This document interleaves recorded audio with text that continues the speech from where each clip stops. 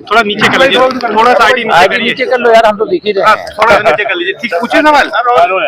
Sir ये बताएं कि जिस तरह के 5 राज्यों के चुनाव नतीजे आए हैं, उसमें असम की अगर बात करें, वहां पर 19 विधायक कांग्रेस के जीते हैं, 18 मुस्लिम हैं, और जबकि पश्चिम बंगाल में 2 मुस्लिम विधायक कांग्रेस के जीते हैं। तो कांग्रेस ये किस तरह की राजनीति कर रही है? देखिए, कांग्रेस हो, समाजवादी पार्टी हो, टीएमसी हो या डीएमके हो, जिन लोगों ने आधी आबादी का अपमान किया, उनका अधिकार देने में बाधा डालने का काम किया, और जहां शासन में रहे जनता का शोषण किया, उनकी सेवा नहीं किया, तुष्टीकरण किया, जातिवाद किया, परिवारवाद किया, घुसपैठियों का संरक्षण किया, उन सब के लिए यह जो चुनाव है इतना करारा संदेश है कि अब समझ में अगर इनको नहीं आ रहा है तो जनता इनको आगे भी समझाने का काम करेगी।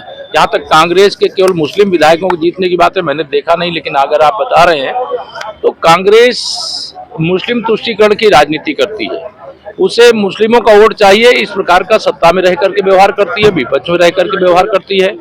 इस देश के बहुसंख्यक हिंदुओं का वोट उन्हें नहीं चाहिए, इस प्रकार से हिंदुओं का अपमान करते हैं, हिंदुओं के बारे में अपशब्दों का प्रयोग करते हैं, हिंदुओं का हितों का हनन करने का काम करते हैं। हो सकता है इसके कारण से, उनके मुस्लिम वोटों के कारण मुस्लिम विधायक जीत गए हों, लेकिन हिंदू भी मतदाता है, मुस्लिम भी मतदाता है।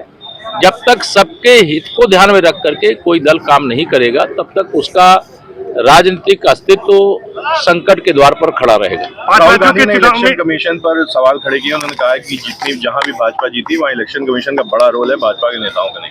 देखिए, श्री राहुल गांधी का ये फ्रस्ट्रेशन बोल रहा है, तनाव बोल रहा है। यही बात श्री राहुल गांधी कह रहे हैं, यही बात श्री अखिलेश यादव कह रहे हैं। अभी मुझे मालूम है शाम को पश्चिम बंगाल की जो अब निवर्तमान मुख्यमंत्री हो गई हैं, उनके द्वारा भी इसी प्रकार के बयान आने हैं। लेकिन अगर हम चुनाव आयोग, SIR और केंद्रीय बलों के कारण से चुनाव जीतते तो तमिलनाडु में भी भाजपा की सरकार होती, केरल में भी भाजपा की सरकार होती। ये अनर्गल आरोप हैं।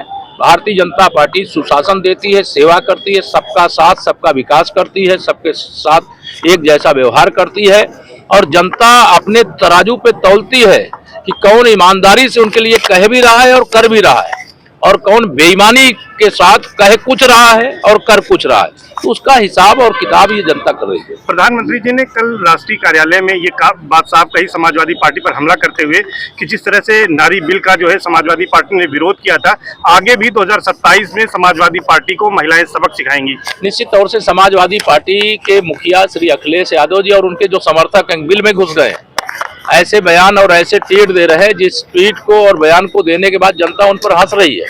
लेकिन 2027 में समाजवादी पार्टी का उत्तर प्रदेश में सफा होना सुनिश्चित हो गया है। कल से वो सदमे में है। मैं उनसे कहूंगा सदमे में मत रहो, सैफ ही जाओ।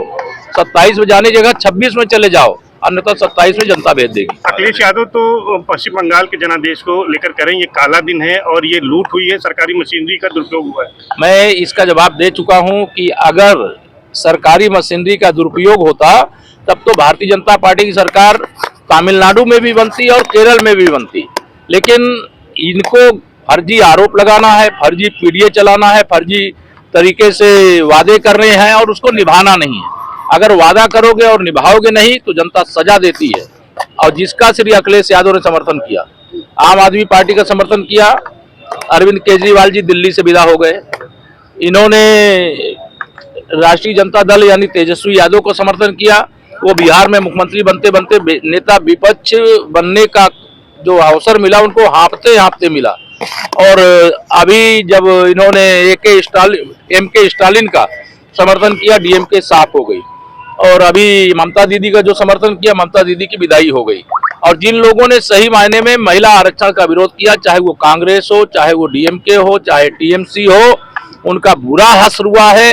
और अखिलेश यादव जी, आपका तो इन तीनों से भी बहुत बुरा हश्र होने वाला। आखिरी सवाल है कि यूपी और उत्तराखंड में 27वें विधानसभा चुनाव है, इन 5 राज्यों के चुनाव नतीजों का क्या असर पड़ेगा? देखिए, असर जो भी पड़ेगा, हम असर तो महसूस भी करेंगे, लेकिन हमारी तैयारी 2027 में चाहे उत्तर प्रदेश हो, चाहे उत्तराखंड हो, चाहे पंजाब हो, चाहे जो अन्य राज्यों में जहां चुनाव होने वाले हैं, वहां कमल खिलाने के लिए जनता के आशीर्वाद से हमें सफलता मिले, इसके लिए दिन रात मेहनत करते थे, करते हैं, करते रहेंगे।